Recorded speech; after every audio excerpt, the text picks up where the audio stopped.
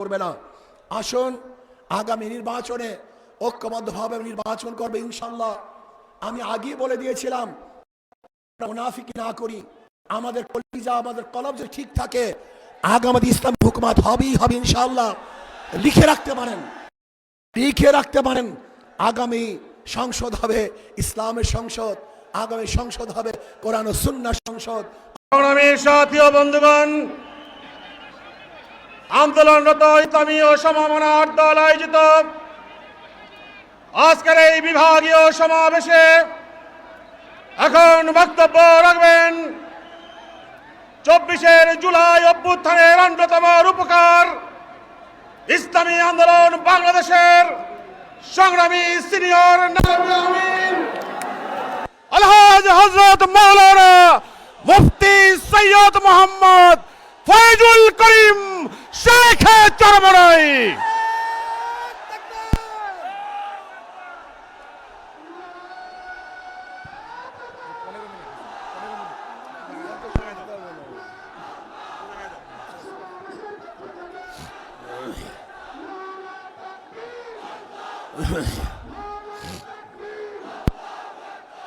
আসসালামু আলাইকুম।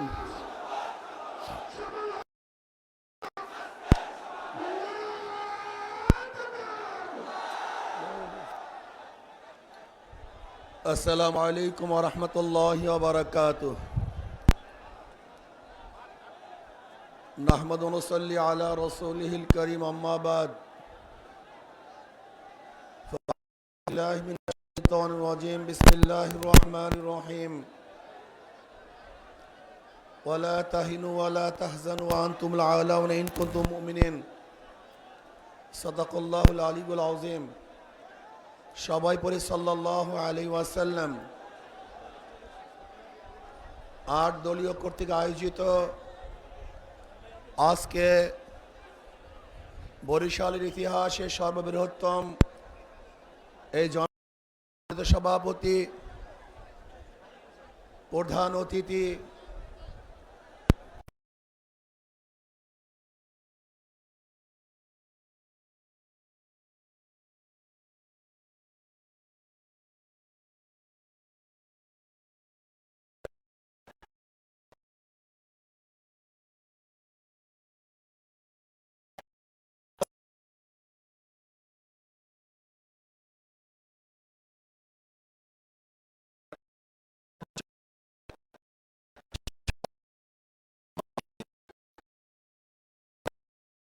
আছে সেই সমাজ হবে ইসলামের সমাজ। কোরআন ও সুন্নাহর বিধান, কোরআন ও সুন্নাহর আইন বাংলাদেশে প্রতিষ্ঠিত হবে। কোরআন ও সুন্নাহর আইন প্রতিষ্ঠিত হলে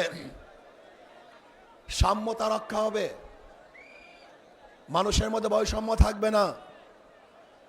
বাংলাদেশের একজন মানুষও ক্ষুধার্তহীন থাকবে না, বাংলাদেশের মানুষ বস্ত্রহীন থাকবে না, আমার বাংলাদেশের কোনো মানুষ গৃহহীন থাকবে না।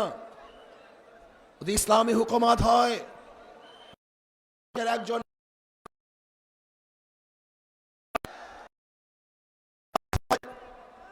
তাহলে বাংলাদেশের মানুষগুলি শৌকিয়ত করে বাঁচতে পারবে। এই ভূখণ্ডের দিকে কেউ আঙ্গুল তুলে তাকাতে পারবে না। যদি ইসলামী হুকুমত হয়, বাংলাদেশের একটা টাকা বিদেশে পাচার হবে না। ওই ইসলামী হুকুমত হয়, কোন জালেম বাংলাদেশে জুলুম করতে পারবে না।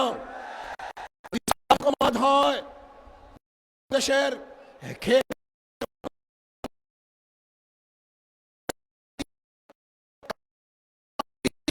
মজদুর, শ্রমিক, প্রত্যেকটা শ্রমিকের ন্যায্য অধিকার প্রদান করা হবে।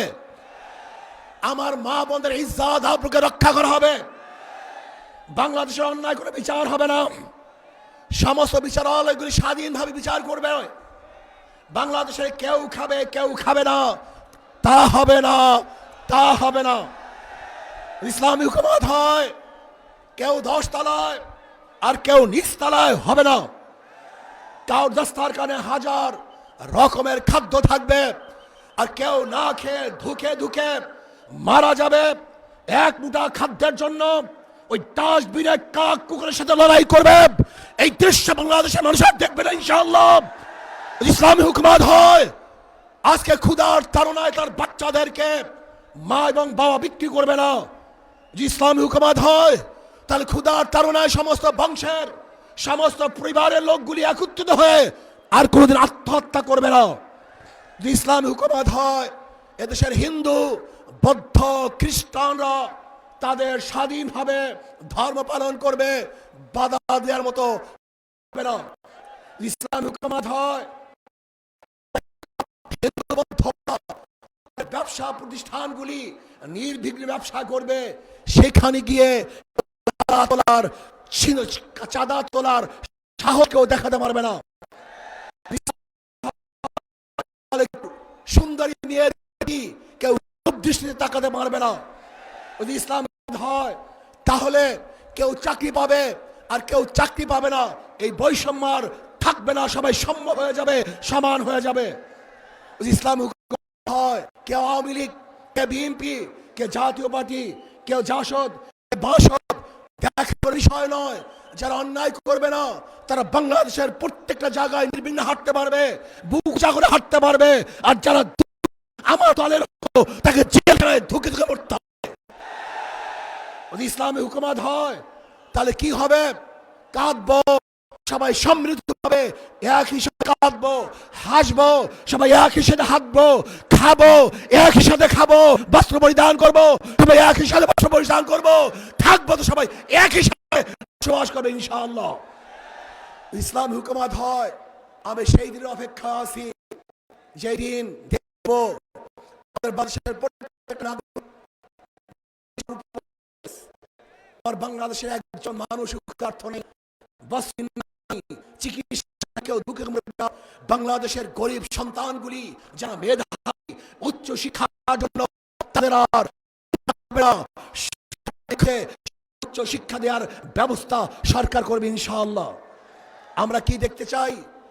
আমরা সমাজ দেখতে চাই যে সমাজের মধ্যে থাকবে সাম্য, মানবিক মর্যাদা, সামাজিক ন্যায় বিচার। আজকে বাংলাদেশের বিচার ব্যবস্থা বলতে কিচ্ছু নাই। আপনারা দেখেছেন আমাদের দেশের ল, আমাদের দেশের আইন, কেউ যদি আসামি হয় এবং সাজাপ্রাপ্ত হয়, তাকে কোর্টে হাজির হয়ে তারপরে জামিন মঞ্জুর করাতে হয়। কিন্তু আমরা কি দেখেছি, বিদেশে থাকা অবস্থায়ও কোর্ট তাকে জামিন দিয়ে দিয়েছে। এরকম আইন বাংলাদেশের আছে বলে আমার জানা নেই। তার মানে বিচার বলতে আমাদের বাংলাদেশে কিছুই নেই। আজকে এই সমাবেশ দেখে একমাত্র জালেমরাই এবং চাঁদাবাজরাই তারা বেজার হতে পারে, কিন্তু যারা বাংলাদেশে উন্নয়ন চায়, উন্নতি চায়, তাদের আজকে খুশির আর শেষ সীমা নাই, তারা খুশিতে বাগবাগ হয়ে আছে। আসুন আমরা যদি ইসলামী দল করি, ইসলামী সংগঠন করি, মিথ্যা বলবো না, ধোঁকাবাজি করবো না। আমাদের চরিত্র আখলাককে মজবুত করতে হবে। নবী আলাইহিস সালাতু ওয়াস সালামের ব্যাপারে আল্লাহ পাক বলেছেন, ইন্নাকা লাআলা খুলুকিন আযীম। আমরা ইসলামী সংগঠনই, আমরা মিথ্যা আশ্রয় নেই, ধোঁকাবাজি করি, এটা ইসলামী সংগঠনের সদস্যের চরিত্র হতে পারে না। যা বলবো স্পষ্ট বলবো, যা কিছু করবে স্পষ্ট বলবো, কোন অবস্থায় মিথ্যা বলবো না।